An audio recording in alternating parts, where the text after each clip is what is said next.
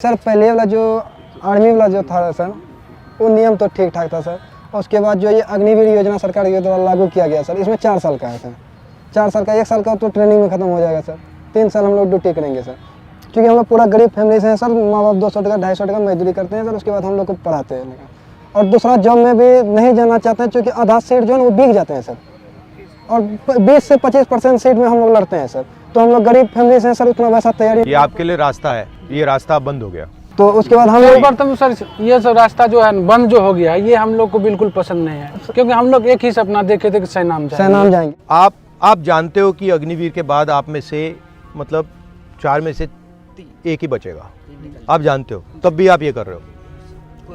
Option नहीं है। आपको क्या लगता है ये क्यों किया गया है?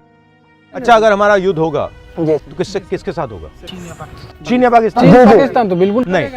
अब अगर हिंदुस्तान की लड़ाई होगी तो चीन या पाकिस्तान के साथ नहीं होगी, चीन और पाकिस्तान के साथ होगी। मतलब दोनों मिलकर लड़ेंगे, ठीक है। अब चीन का जो आर्मी है उसका पैसा कहाँ से आता है? वहाँ का शिक्षा व्यवस्था बढ़िया है।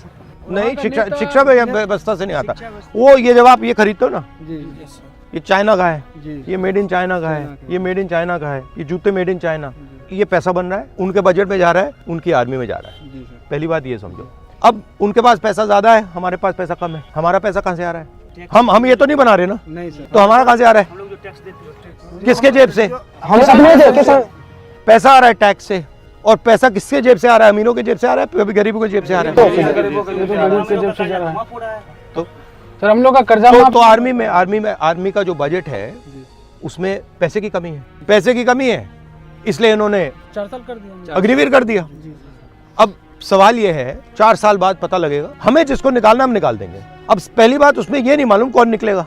जी बिल्कुल पता। ये भी हो सकता है आदिवासियों को निकाल दें, दलितों को निकाल दें, पिछड़ों को निकाल दें, ये भी हो सकता है। मैं नहीं कह रहा हूं कि होगा, मगर हो सकता है, ठीक है। दूसरी बात ये कह रहे हैं कि भैया अगर इसको गोली लगी और ये आर्मी वाला मतलब लॉन्ग टर्म वाला है तो इसको हम शहीद का दर्जा देंगे, मगर इसको गोली लग गई, शहीद का दर्जा नहीं, शहीद का दर्जा नहीं मिलेगा। ये एक बात आपको समझनी है कि जो सिस्टम मोदी जी चला रहे हैं वो सिस्टम, उससे पैसा नहीं बन रहा है। मगर सवाल ये है कि हिंदुस्तान के युवा जो हैं अग्निवीर में उनके साथ अन्याय हो रहा है या नहीं। मुझे लगता है कि हिंदुस्तान के गरीब युवाओं के खिलाफ अग्निवीर में अन्याय हो रहा है। जो भी हम करेंगे, आपके साथ अन्याय हो रहा है, उसको हम नहीं होने देंगे। तब मेरा एक सवाल है, बोलो।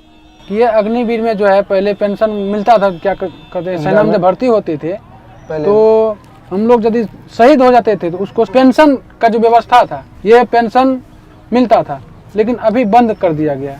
लेकिन ये सर, अच्छा एक बात बताओ, सुबह मैं बताता हूँ। ऑर्डिनेंस फैक्ट्री सरकारी थी, ऑर्डिनेंस फैक्ट्री में आप जैसे लोग जाते थे, दलित, आदिवासी, ओबीसी, उसमें रिजर्वेशन है, उसमें आपकी नौकरी लग जाती थी, ठीक है। सेना में आपकी नौकरी लग जाती थी। अब क्या हुआ? ऑर्डिनेंस फैक्ट्री को परे कर दिया। अदानी जी बना रहे हैं, अब राइफल अदानी जी बना रहे हैं, गोली भी अदानी जी बना रहे हैं। अदानी जी की कंपनी में आपको रोजगार तो नहीं मिलेगा, तो मतलब वहां से भी रोजगार काट रहे हैं, प्राइवेटाइज करके यहां से भी रोजगार काट रहे हैं।